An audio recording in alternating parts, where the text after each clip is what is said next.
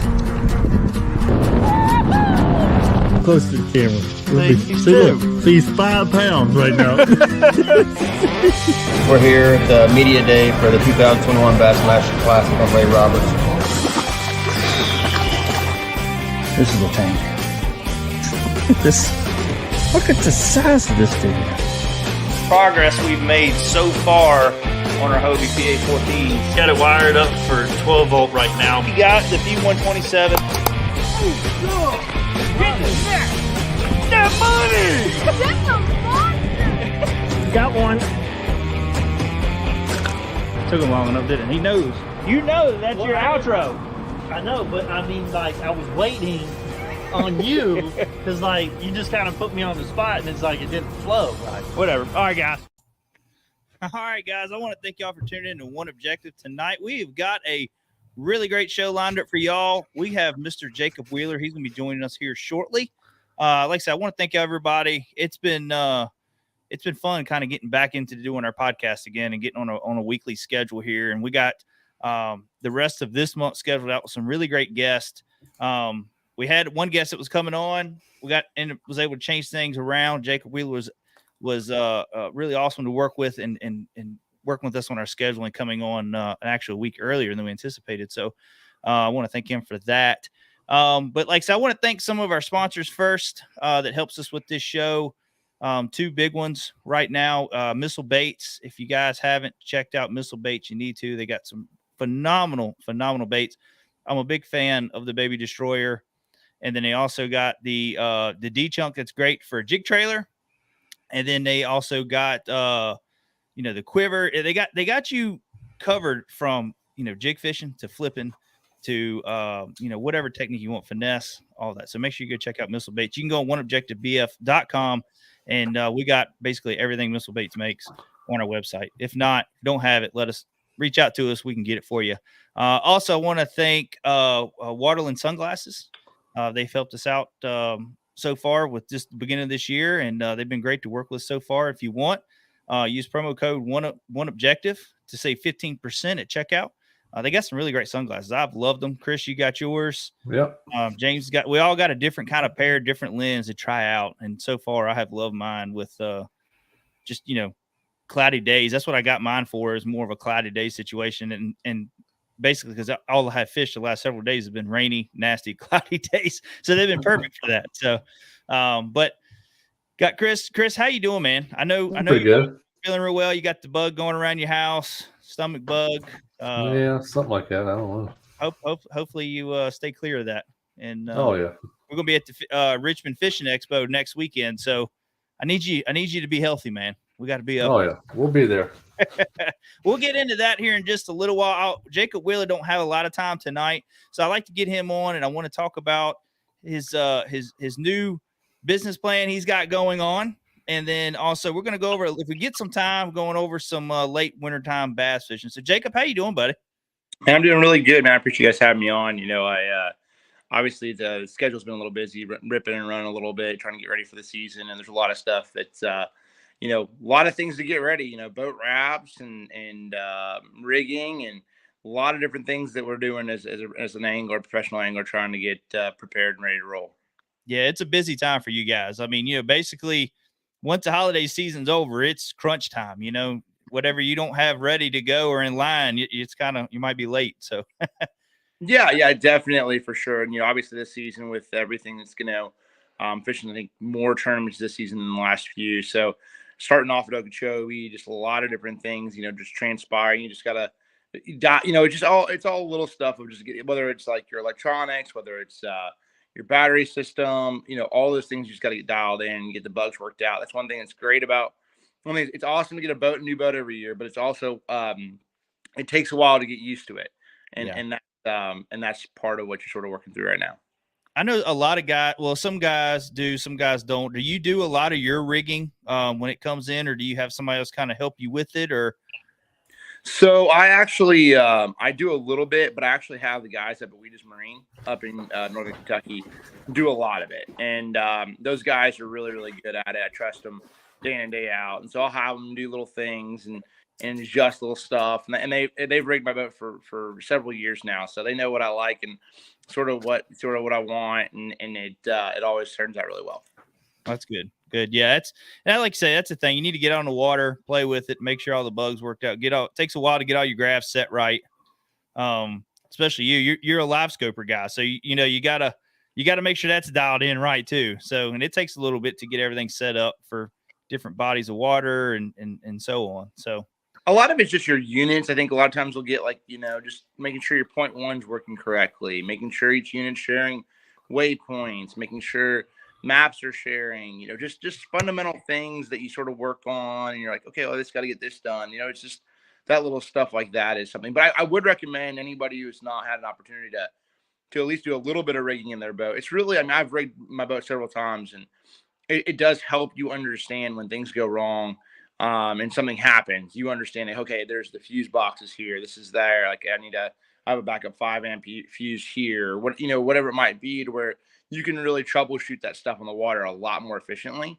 And I definitely recommend that if anybody's out there trying to even if you just set up one graph, what I'm saying? Like it's not a ton of stuff that you really have to do. You take your time. There's a little bit of a learning curve, but it's it's time consuming, but it's fairly easy once you get to it, and you just got to really, take your time.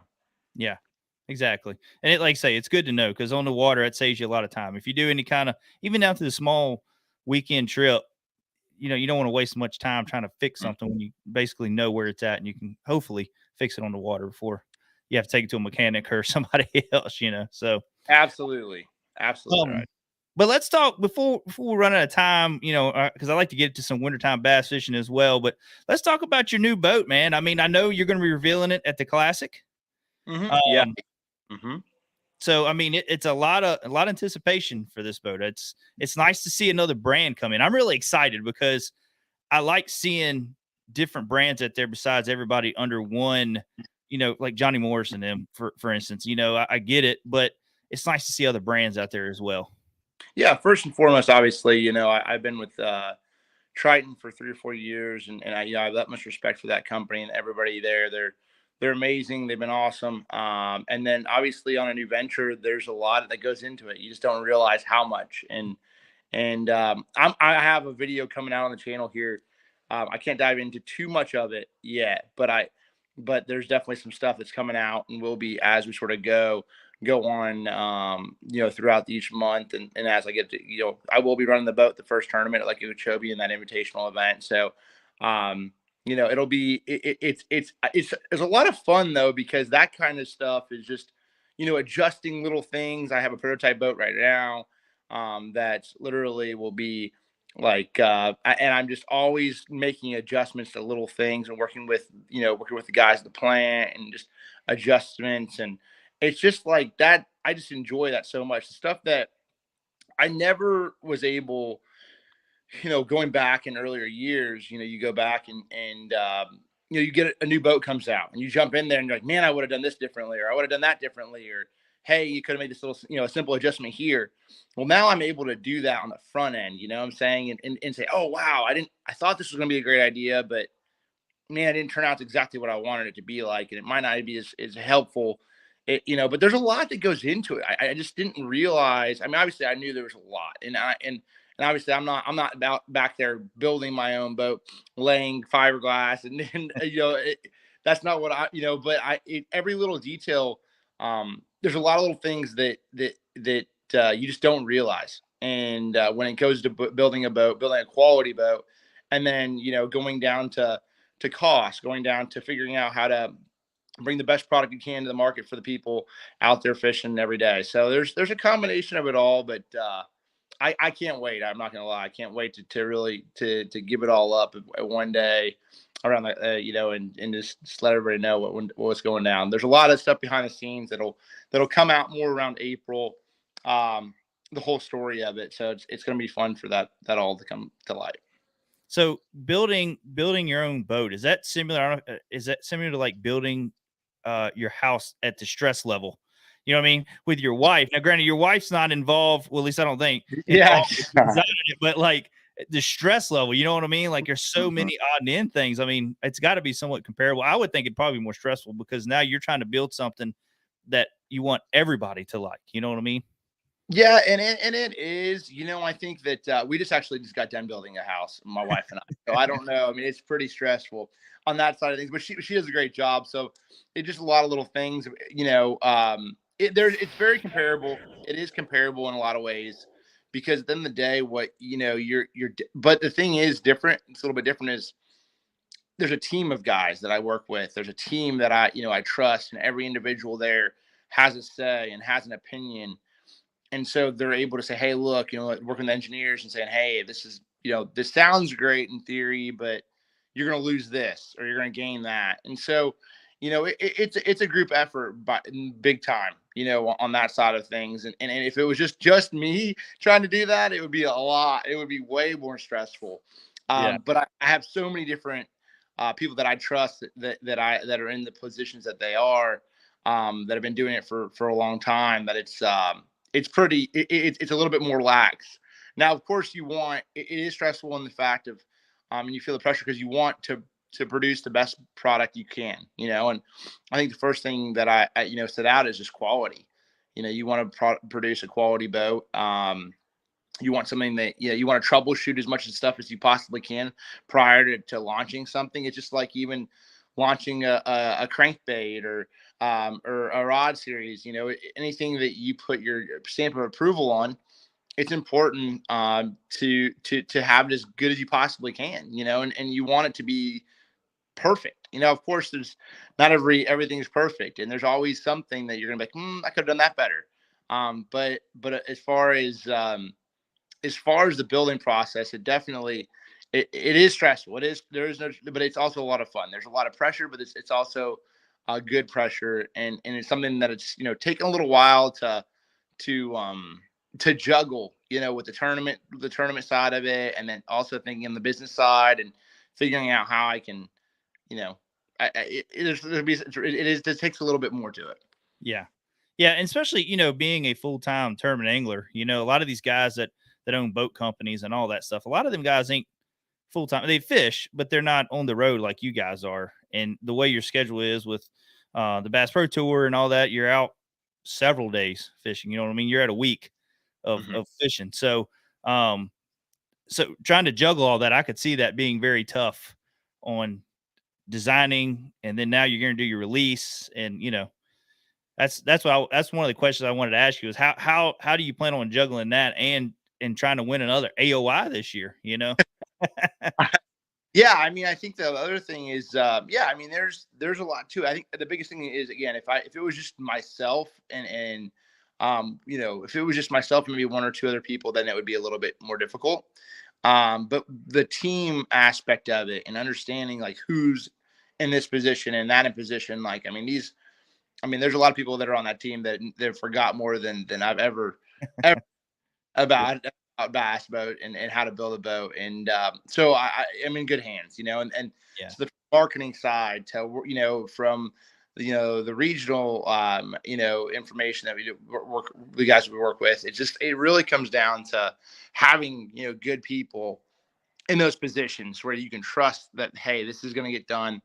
And there's a lot to that, I think that's the biggest thing, because when I set out about the first week of February for actually it's an MLF invitational event that I'm fishing in Okeechobee.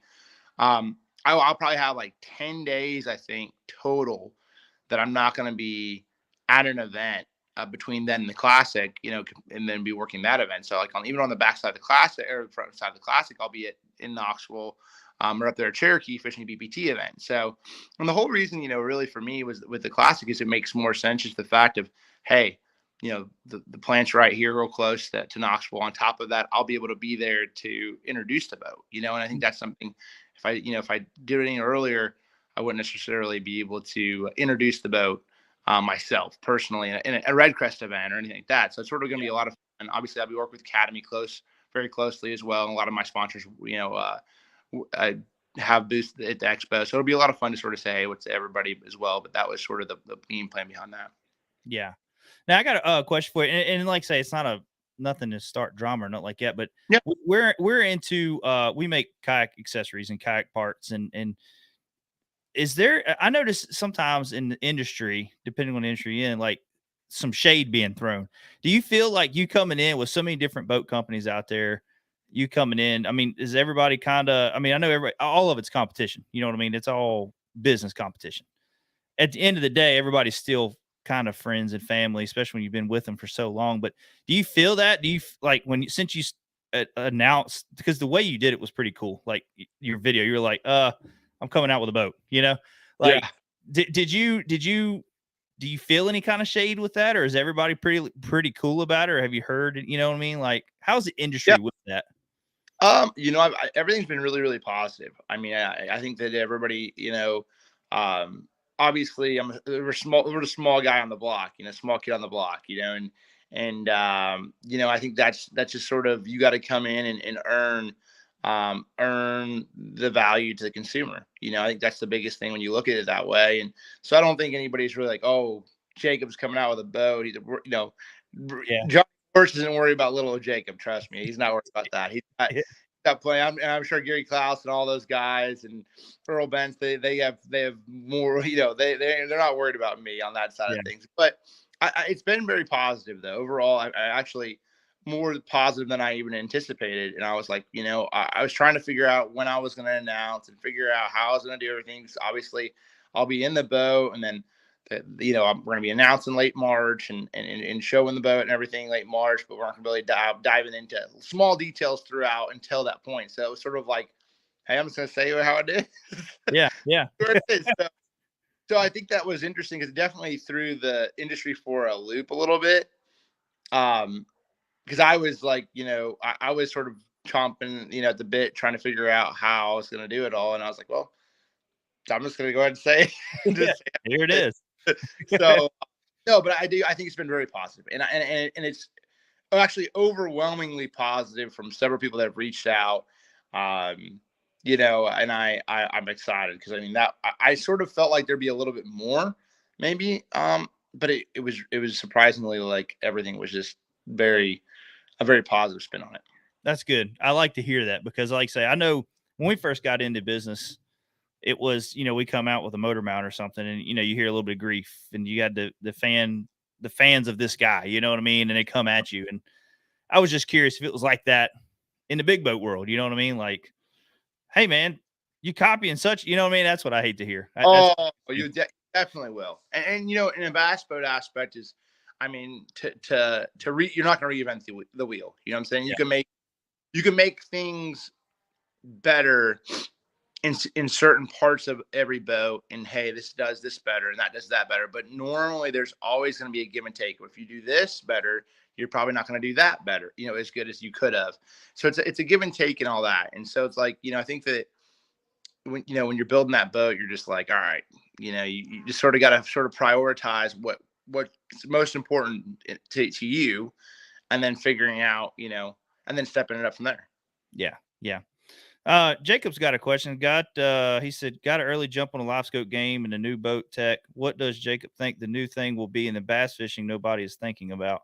I mean, you got so much technology out there, and like Lowrance, they just kind of released their new live scope, or not say they've already had live scope or active target and all that stuff, but they just enhanced it, made it a little bit, made it better. Do you think there's anything out there that's like, what could be next? I mean, because you look at technology, you're like, man, how could they do it any better? Yeah.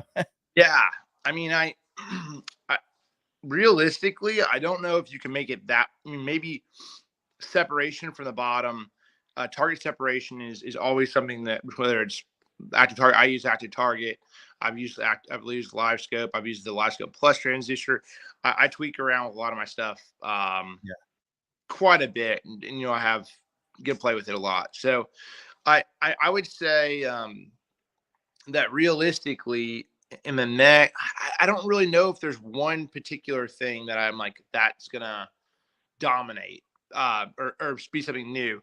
We really haven't had since the chatterbait, we really haven't had like a bait that's come out. I mean, obviously an Alabama rig and a chatterbait, I would say, that's come out in a while that has been super innovative and took the world by storm. So I think we're up for another one of those here soon. I just, you just don't know where it is. I mean, I spend lots of money every off season and every season just trying to buy new products to see, is this going to maybe play? And then you got to figure out when it's going to play. And I remember Boyd actually told me a funny story about the chatterbait.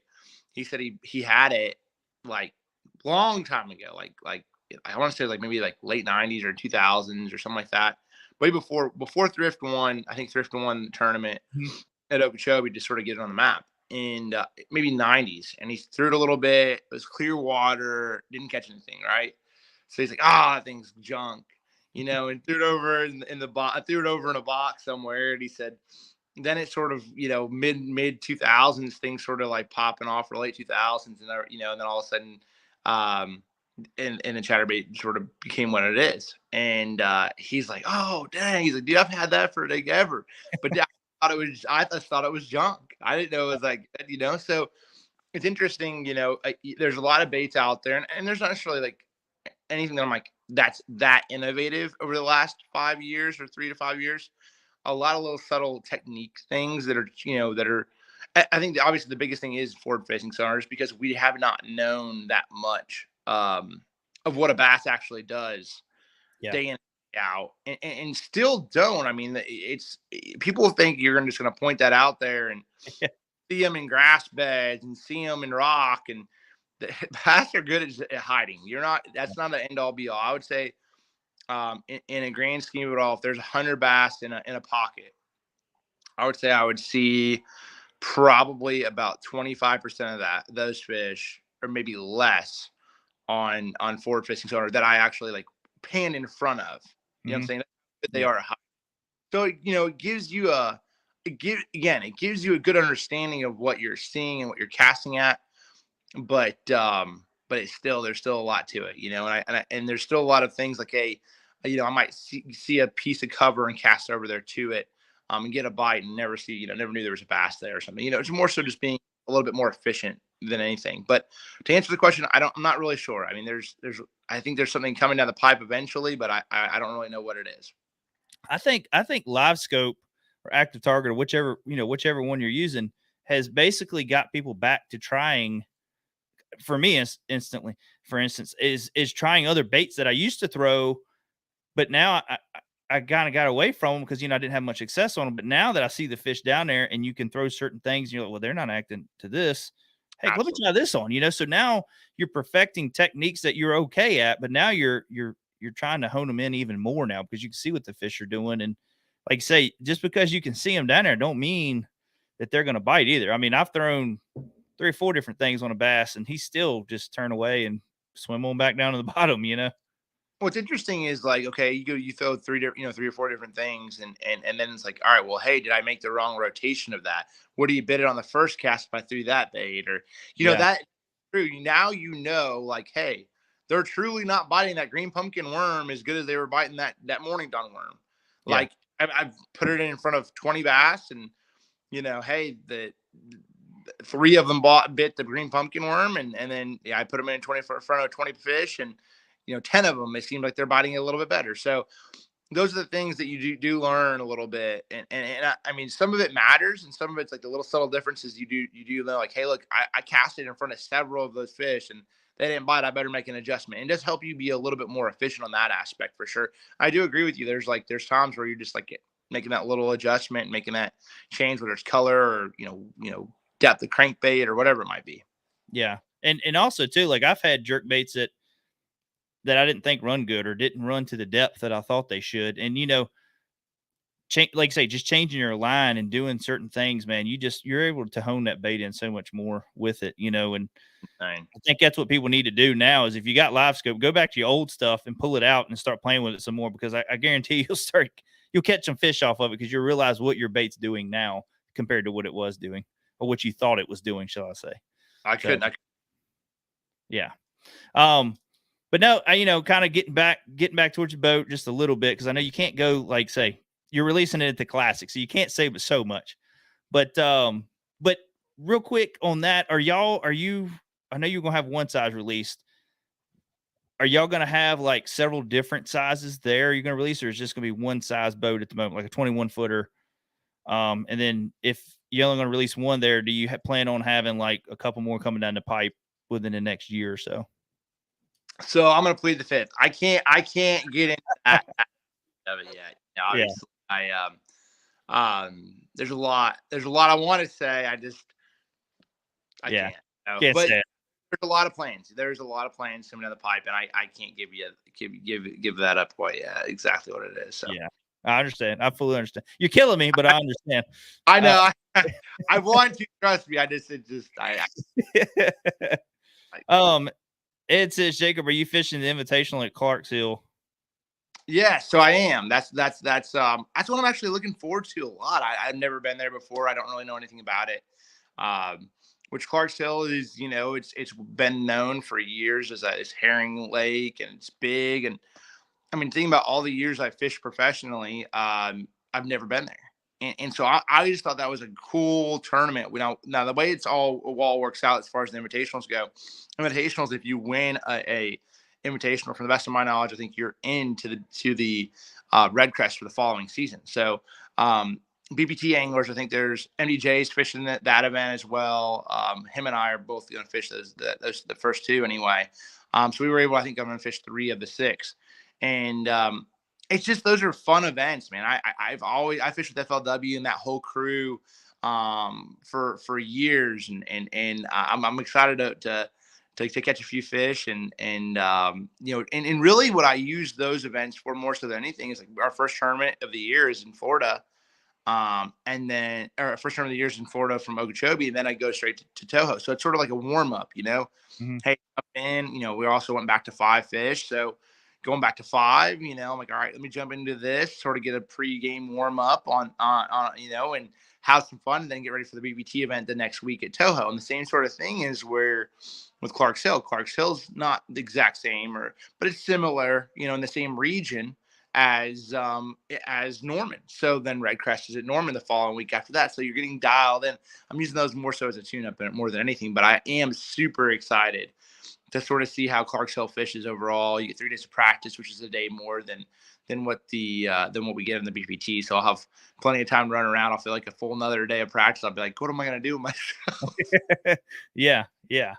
Let's talk. We don't have much longer. I wanted to go over real quick. We got some questions coming in. I'll try to get to these here in just a little bit. They might kind of align with some of the questions we have in a minute anyways. Here we are. We're kind of, I'm going to say mid United States. We're not talking about up north, where they're still getting a bunch of snow, but Virginia, Tennessee, North Carolina, all that, Kentucky. We're towards the end of late winter, which we're having a weird winter this year for us anyways. It's been really warm. So yeah, it's been really cold or really warm, one of the two. Yeah. And it always pans out on the weekends. It's 40 and 40 mile an hour. And then, you got through the week, it's 50, 60 miles an hour, bluebirds, just beautiful weather. But, but kind of going into late winter normally, what are some things that you like to start with? What's your top 3 baits that you're going to go to that's going to be tied on the front deck of your boat? Well, I think it obviously depends on where you're going, but I still at the end of the day, like wintertime, right now, this is the reset. Okay. So late winter is the reset button for these bass.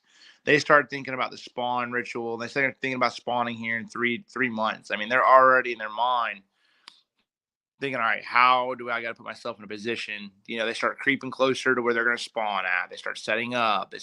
They'd rather than running around and chasing bait as much, which they do a lot, from the fall all the way into the, middle of the winter. They start breaking up from those big winter groups to individual fish. Some of the rain starts muddying water up, warming water, and pushes bait shallower. So, of course, number one, you just can't go wrong with a crankbait this time of year. It just covers water and it just triggers bass into biting. And it seems like, to me, especially when you have a lot of rock around, or even just, clay, it's any hard bottom stuff. It really seems to do really well, or grass as well, So like of course, it's hard to pick 3 because a crankbait in general, I'm being vague, but I would say like a DT6 is a guarantee. One that I throw quite a bit, and recently I've just got a lot more love for it. it's a speed trap, a little bit more. That's what I really like that bait. And then of course, if you're in really cold water and the fish are just really acting goofy, like a number 5 shad wrap, you can't go wrong with that. It runs about 6 feet deep. I throw it on a 7-foot medium action spinner rod, medium light, something with a whippy tip, 8-pound fluorocarbon, and you can actually get down to 6 or 7 feet deep on that. And that's more so just like, I remember, Ott's a good friend of mine, and we talk a lot on the fishing side of things, and just several times when like you can't get him to bite anything on as far as a plug goes, and you can pick up that number 5 shad wrap and pull it through some of those areas and reel it around some of those places, and it seems like in the wintertime, the size of your bait does not necessarily translate into bigger fish. You could throw a Ned rig or a number 5 shad wrap or a smaller profile worm, and the numbers, you're gonna get more bites, but then also you're gonna catch some big ones as well because they're just not there. It's not as big a deal. Their metabolism's not that fast. Where in the summertime they're worried about a gizzard shad or a big giant crawdad. I mean, I think you could separate yourself a little bit with a bigger profile bait if you're trying to target one big fish, but it seems like it matters the least in the wintertime to trigger the bigger bites.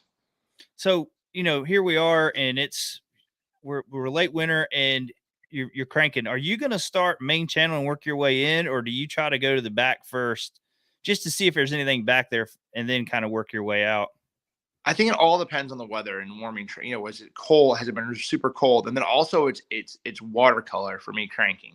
The little bit of dinge, especially on a highland reservoir, I'm going to go straight to a little bit of dinge. Whether that's up a creek, back of a creek, arm, I need something to be stained to get them up there a little bit more. The only time I'm really going to crank, heavily in super clear water, or in those scenarios is going to be if the wind's blowing really hard, or you got cloud cover, something to break it up early in the morning. You get some bites doing that as well, or late in the evenings. But typically I'm going to where I can get some dinge. And, that means anything under 1.5 feet of visibility. It to me is dingy. That's a good stain to the water. And preferably, between that 1.5 feet and about a 6 to 8 inches of water clarity, probably 8 inches to 12 inches is about the perfect water clarity for cranking, in my opinion. Yeah. And that's really what that's where I'll go looking around for the water clarity, and then I'll adjust depending on how big an area it is. All right, is the whole river system that stained? Then I'm gonna be cranking around and figuring out. Okay, we just had a big giant cold front. I'm not gonna run back to the very back of a creek on a flat when the water temperature back there is 42 degrees. I probably will stick to the channel banks and some of those little main channel places that aren't going to be affected as much, and then sort of adjust back in. But it sort of just depends on how I really just sort of wing a little bit. I'll sort of dabble. If I run around, we just had a video that we did. We actually are doing. We did a shot a video down on Lanier, actually, and I had Welcher, myself, and then Hunter, and we did a 3-hour pro bass shootout with no electronics. You couldn't turn your graphs on, or you could basically only had mapping. And so it was just interesting to see, with no practice, 3 hours trying to figure it out live, who figured out what they figured out, and then it's like just dialing it in. And we were around some stains, so it's gonna be a little crankbait tournament. So it's gonna be fun. Yeah. Now, real quick, if y'all haven't, I know most of you guys have, but just check out Jacob Wheeler's YouTube channel, because you always do a monthly bait. You know what I mean? Like this for this time of the year, this is what I'm throwing. And for January or whatever. So you do some. I always follow all your videos. I think they're really cool. You and Dustin Connell. I love watching y'all's stuff, and Mark Daniels and all that. How y'all kind of integrate it all when y'all are on the road and all that's pretty cool. So, let's see. We got another question here. It says, which we kind of answered this a little bit, but we didn't. It says number one tip for fishing clear highland reservoirs. Yeah. I mean, the thing is, if it's a warming trend this time of year, going in the boat and then going to those creeks and fishing the stain is definitely something I would recommend.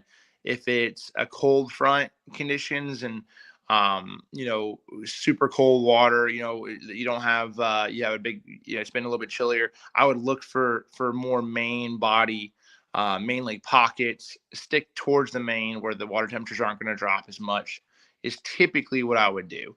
Now this time of year, you're going to start to see, it's interesting because you'll start to see Obviously, a jerk base will play really well. And adding to what you sort of said, I said 3 crankbaits. A jig's always one I'm going to have on the deck just because it just this time of year, whether I'm flipping around bluffs or I'm pitching around docks or I'm fishing on brush, like a jig's just, you have to have that. And then the third bait would probably be a jerk bait. So it'd be a crankbait, a jerk bait, and a jig. I mean, you can't go wrong with those 3 right there. I could take them about anywhere and reel a few bass in from Indiana to any open water, go as far north as I want to, and maybe might change my my selection up a little bit when I go down to South Florida or something. But other than that, for everywhere else in the country, I'd feel pretty good about that, making that adjustment. So Clearwater, though, Highland reservoirs, I mean, you can still catch them out deep. That's the thing is the Highland reservoirs, those fish, it takes them a little bit longer to break up out of the biggest groups. They're breaking up as we speak, but it takes them a little bit longer to do so because I think things happen a little bit faster in a Highland reservoir sometimes. And like when it goes, they just go. Like it's like it happens in a week or 2 weeks. Yeah. Do you think now spawn is a little bit different story, but moon phase is a big deal, and then you got water temperature and all that. But do you think, and you also got your time of the day, how much longer the sun stays up and all that stuff. But what do you think is the trigger point for them? Was it moon phase, or is it just they noticing, hey, the days are getting longer, I need to start moving, or is it just water temperature? I think it's a combination of it all because I mean, there's fish that literally will spawn on Chickamauga in February. Like if they get a warming trend, like you'll be at post. I've caught post spawners in like March, and the water temperature will be like 54 degrees in February. Like legitimately post spawners. Now, of course, there has to be a male up there, so it's always now that's a very small number. But it seems so interesting to me because I'm like, wait, what the heck? Like that fish is completely post spawn. It's a female. They laid her eggs, and I'm like, wow, like and typically that is on a moon. Mm-hmm. Typically, that's always related to a moon. An early spawn is typically related to the moon. But then and then the only other thing I've seen it happen personally though. So the climate in like Table Rock area in Missouri. One time I was fishing FLW tournament there, and they just had a giant warming trend, and they all pulled up on a moon on this giant warming trend to spawn. It was literally there was 100 bass in each pocket you went into. It was insane. And it was late March, and it's like, wait a second, what's going on? I've seen that happen there, where it's like just the weather got right, the moon got right, the time of day didn't necessarily matter to them, but they would normally spawn a month later, but they just all went at the same time, and it was just like, wow, that's crazy. But I've also seen it to where on a lake in Indiana, the water temperature got to 60 degrees, really warmed up well, high, late March, and they all stayed on the same little secondary points and staging areas and caught a giant bag of them jerking that day when the water was 60 degrees, and you could have caught them on throwing a buzz bait. It's interesting to me because I feel like they just each fish, like I think maybe the Highland reservoirs, like I said, I feel like they do stuff in they'll just go. I don't. It's crazy. And then everybody thinking that also, like one thing I've learned, and this is I've always thought this. I've always thought you need like for these fish to spawn. Dude, those spawn in 55-degree water. They'll spawn in 54-degree water. I've seen them spawn in where I look at the water. I look down and there's one spawn there. Water be like in the low 50s, and you're like, wait, what? Like and it's not even up there to 60. You can't find 60-degree water in the back of a pocket somewhere. And you're like, wait, so there's times when things just set up that they just decide when they decide to go, you're not going to talk them out of it. Yeah. When they're ready, they're ready. That's it. So they waited all year to make love. They're ready to go. There ain't nothing going to hold them back.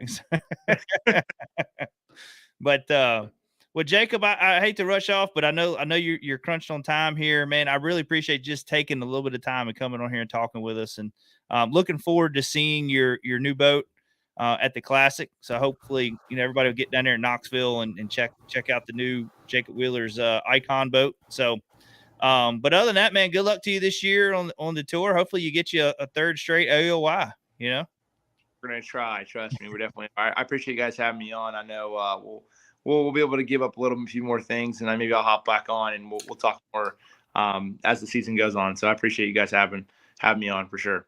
All right, Jacob. I appreciate it, man. You have a good year, man. All right. You guys have a great night. See y'all. Thanks. Bye. All right. Well, guys, he told me before we got him on that he was just kind of crunched on time because of everything going on with, like I said at the beginning of the show, he's got a lot going on with his boat and then getting everything ready for his boat before he leaves out of town here soon for Florida. But it's kind of the nature of the beast right now because everybody's like that. I mean, we planned on having Mark Zone on this weekend. Well, he had some issues, some filming issues where he was going out of town, had to reschedule. So it all worked out to where he'll be on next weekend. So we're gonna have Mark Zone next weekend. Like I said in the last show, we're gonna have him this weekend. But anyways, but he's the same way, man. He's trying to get everything ready before the season kicks off. I know just with us, since they've released the schedules for the Bassmaster and the Hobie events for the kayak side, it's been kind of I can feel it ramping up. I can feel like customers are starting to rig boats. I can feel, I can feel it coming in the air. I can feel it, man. So, but yeah, it's fun. I enjoy this. I enjoy this time of the year. It's just the anticipation of you're going to go fishing, what the fish are about to do, and then just the business side of things, or just, the tackle prep and all that stuff. It's fun. But what do you say? Thanks, Josh. Got to run. And yeah, man, appreciate you guys. I really appreciate you guys tuning in tonight. Like I say, we're going to plan on, we're getting these shows scheduled out.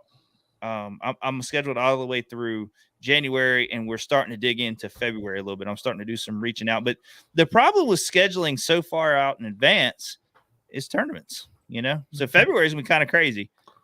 I got my birthday. My wife's wanting to do something really special for me on that, but we're going to do one that Sunday, but we got Super Bowl.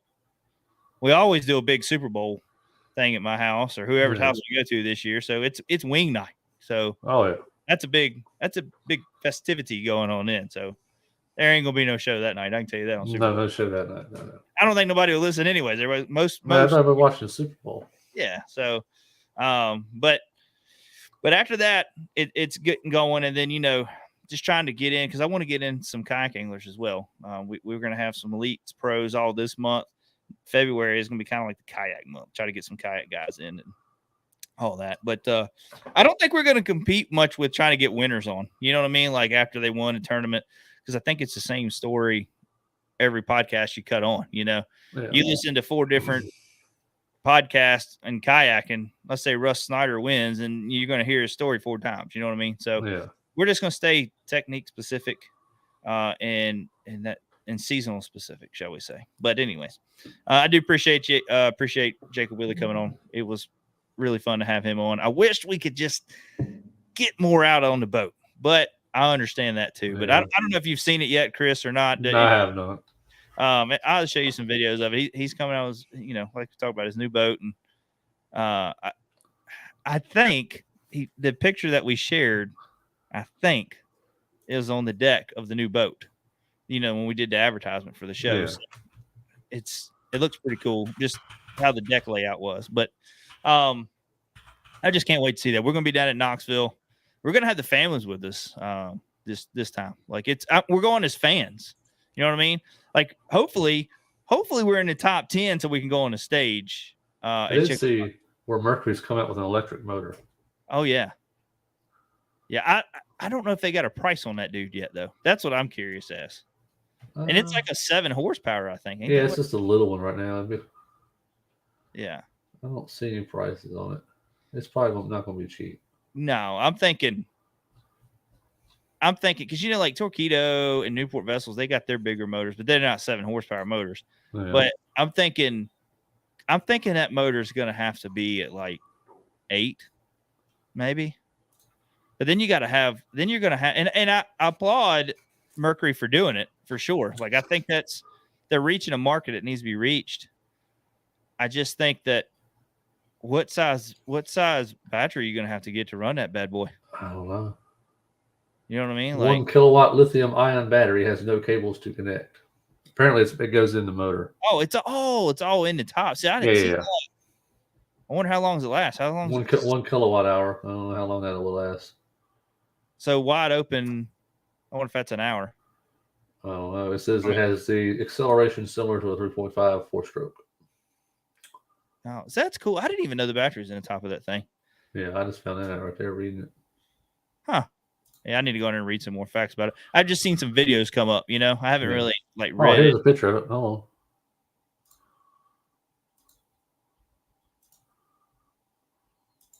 But Yeah, right there. It comes out. I guess you can take it in the house and hook it up, plug it up, or whatever. Yeah. Gotta charge my motor. Yeah. That is a bad looking little dude, though, ain't it? That's Yeah, what you need on the old John boat there, I Chris. think it probably costs $6,000. I want to run because I bet like the Torpedo and the Newport vessels, they're torquey, man. Well, they had it on. They got it on a Lund John boat right in that picture. So I don't know. I just like know if that thing will snap your neck. You know how electric motors are, man. Oh yeah. Kick it. Hold your hat. Yeah, hold on to it. It's got a. Let's see, you can hook the motor to it, and it's got GPS and all that foolishness. It comes with a little battery charger you hook up to your house. I You bet. can plug it up into the wall or whatever. So hold me to it.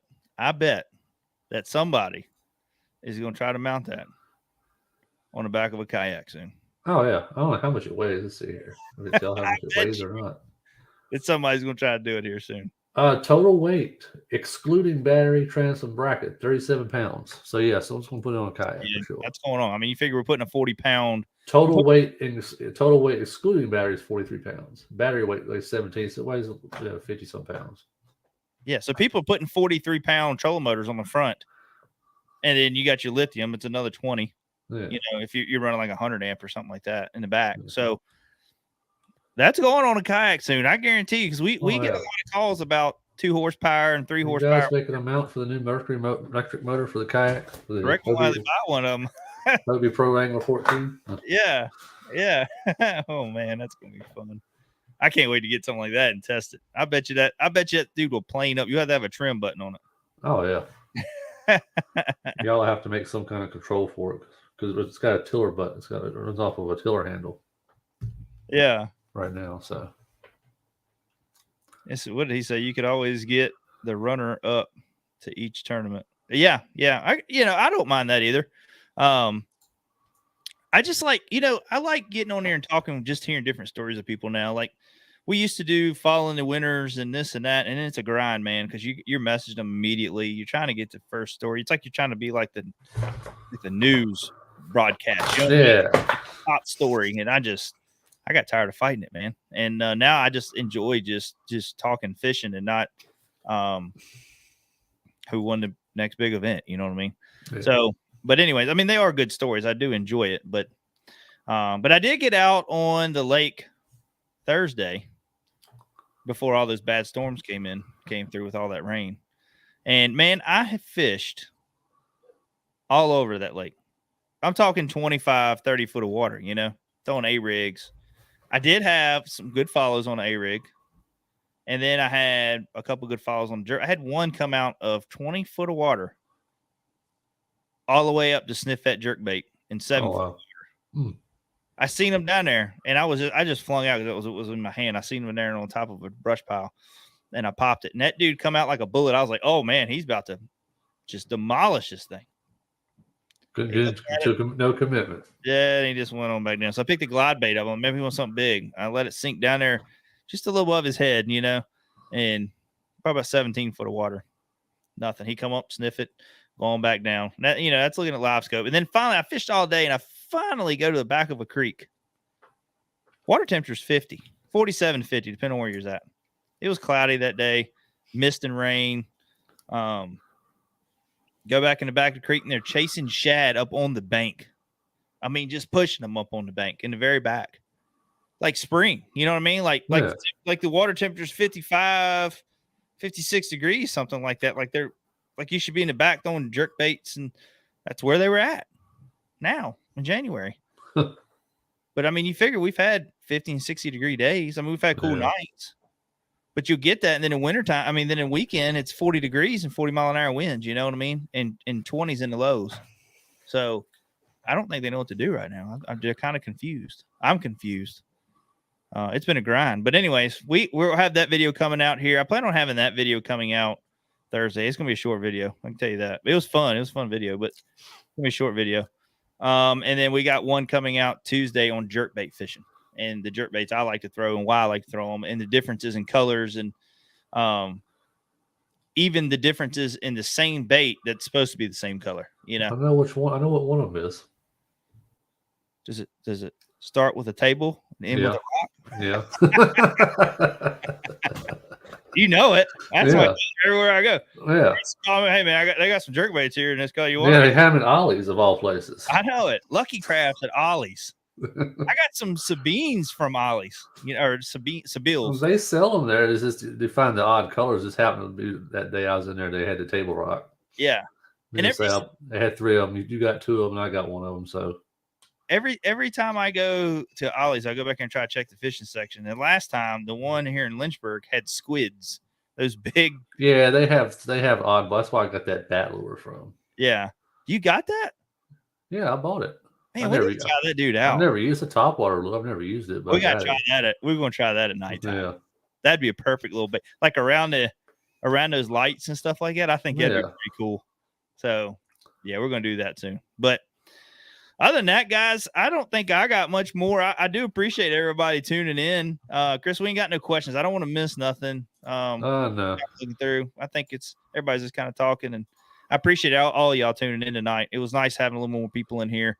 If you'd like to go check out the show or you missed some of the show, you can watch it again here on Facebook and YouTube. But we're also on iTunes, iHeartRadio, Spotify, basically all your major iTunes accounts, all your podcast accounts. We got our podcast there. So if you're here on Facebook, please hit that subscribe button, hit the like button. We got a few more videos that we're going to be recording this week on some new products that at least one new product coming out. And then hopefully something else that we might be doing. I'm not 100% sure yet. That one might come out next week. And then, like I say, if you haven't, subscribe. Also go to One Objective Outdoors. If you're still here, go to One Objective Outdoors YouTube channel and check that out. That's where all our fishing content's at. That's where all our tips, videos for fishing's at. One Objective Bass Fishing, as much as it sounds like it should, is just basically going to be our products and rigging. We're rigging different kayaks and all that stuff. That's just kind of how that channel went. So we decided to do something a little different, have some hunting videos, have some gun videos, ATVs, all that stuff. So make sure you go check that out. Also, Waterland Sunglasses. If you are in the market for a pair of sunglasses, make sure you check out Waterland. They got some really great sunglasses that won't break the bank.